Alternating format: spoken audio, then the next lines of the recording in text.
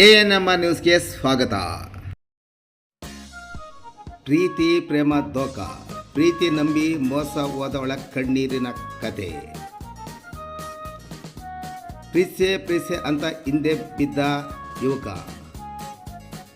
4 ನುವ್ವೇ ಕಾವಲಿ ಅಂತ ಅಂಗಲಾಚಿದ ಯುವಕ.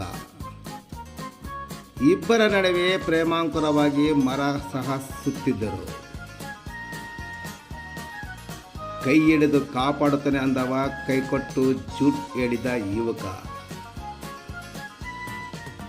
ವೀಕ್ಷಿಸಿ ANM ನ್ಯೂಸ್ನಲ್ಲಿ ಇಂದು ಮಧ್ಯಾಹ್ನ.